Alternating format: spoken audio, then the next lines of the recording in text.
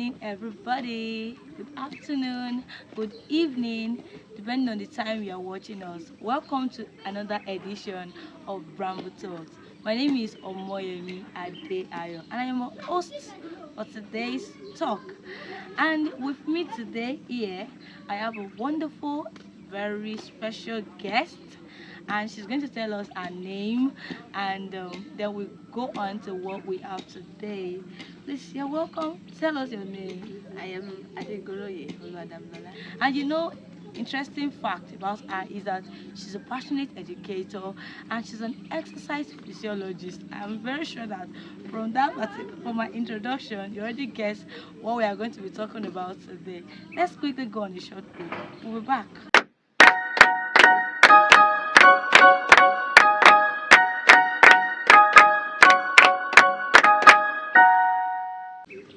Welcome back once again. So let's quickly talk about what we have today.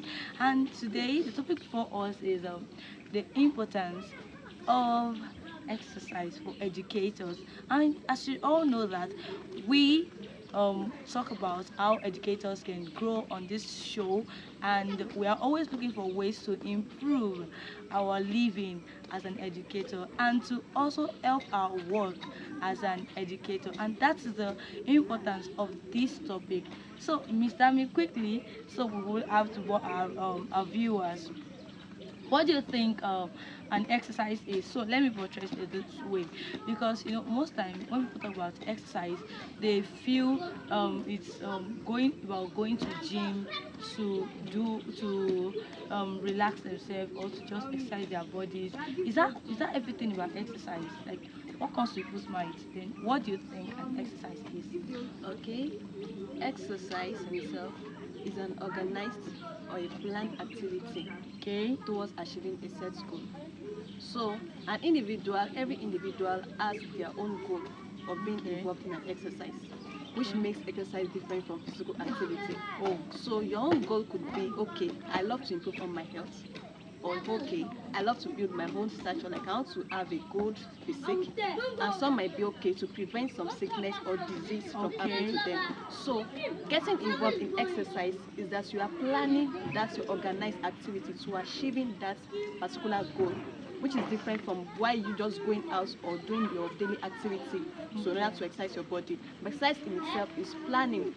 That exercise, that activity is planned to achieve that goal in which that particular individual wants to achieve. Oh, yeah. If I actually understand what you're saying now, is that exercise is different from physical activities. Yeah. So for someone going to farm or throughout the day, does not mean that activity is exercise. Yeah, that person is doing physical activity, which is very okay, which is very okay from living a sedentary lifestyle.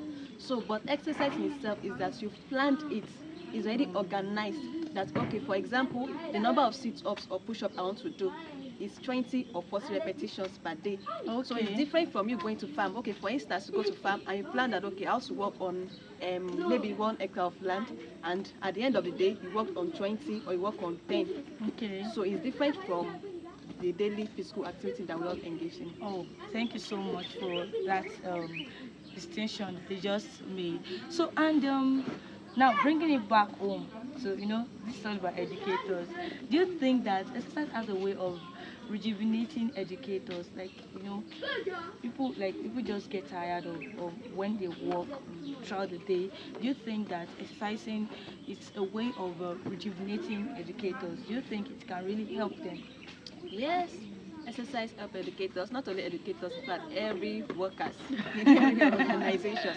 It has a way of helping, and it has a way of helping to reduce their stress, because getting involved in exercise, when you are getting involved in exercise session, there is every tendency that there's an hormone that is released in the body, which is called endorphin hormone.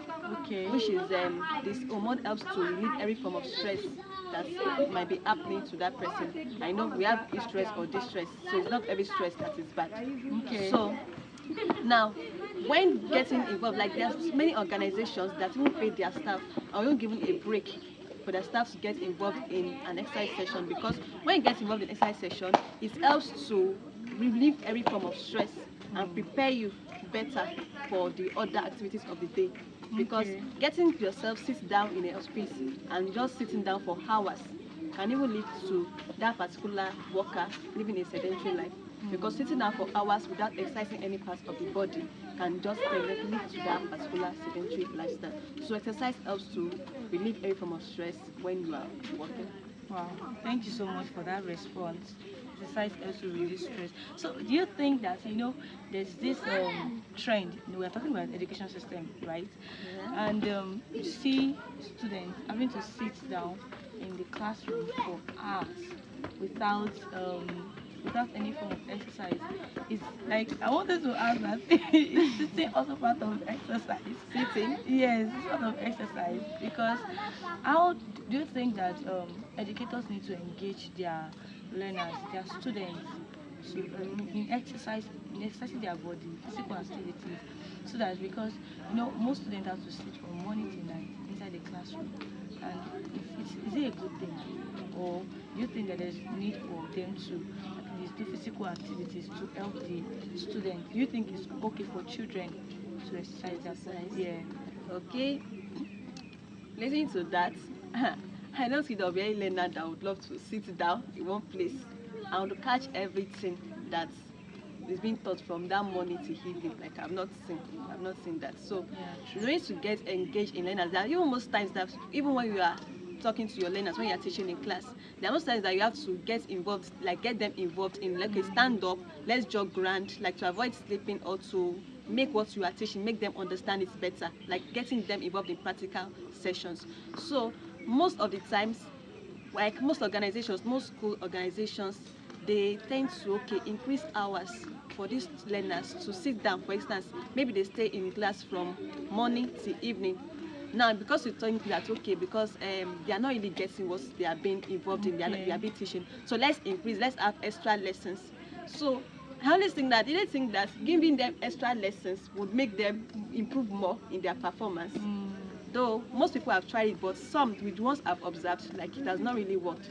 So instead of increasing the hours in which these students can just start reading and reading, why not add a little speck of exercise in their daily activities, even though it can just be just 30 minutes if it's their break.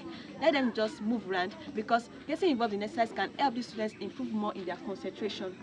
They can improve more in concentration, then it will allow the blood to move faster, run through their body, and they will to concentrate more in whatever activity they are doing. So sitting down in a place for hours and expecting that these students will just learn everything they have to learn in that particular session, no, I don't think that works. All right. So I wanted to ask that.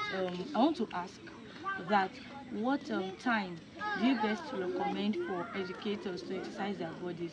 Because we know that you and I we know that educators have to leave their house, various houses very early to catch up with work and things like that. So do you think that that morning, I know that people exercise in the morning a lot, will work, or what other time can they exercise their body? And the question that looks like it is, are there apps that you can recommend? Adventure gym is not close to where they are. There's people that are working rural settings. So are there apps that you can recommend for them to use? So that's Okay, thank you very much. The time of the day when you can exercise, well, most people would recommend that you should go in the morning, and their major reason is to avoid procrastination. okay. Because among various schedules that you set for yourself for that day, like exercise is one of the things that most people really procrastinate, that okay, I can do it tomorrow, I can do it next tomorrow, or I can do this next week, or maybe prevention next month. So most people recommend morning, but think of it like those people that would love to leave their house very early, maybe get to their workplace around 7 o'clock and leave late. So when they leave late and going to exercise in the evening, like me, I didn't really advise people to walk to exercise when they are really tired, because knowing your entry level will also determine. Because that's why most people complain generally that when they exercise, like they feel pains in their body. That's normal.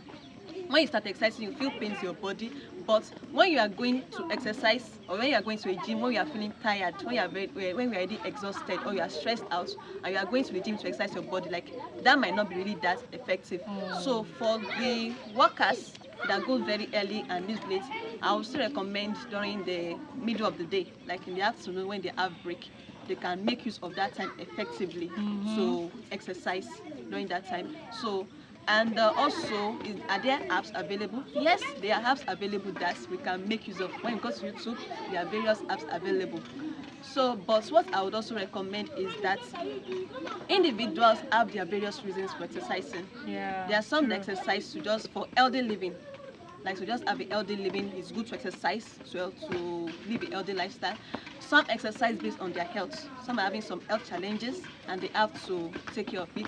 While some exercise to have a good physique, like ladies, they'll love their figure eights, that fine figures, and guys, they'll love that big muscular posture. So based on your various reasons, we would recommend that you should visit the gym, because looking at it now, for example, like drug, you're having headache and I'm having headache, so she used paracetamol and she recommends paracetamol for me. So if paracetamol didn't work for me, I was like, okay, this paracetamol doesn't work. But no, it's not that paracetamol doesn't work. I didn't know your entry level, I didn't know the reason.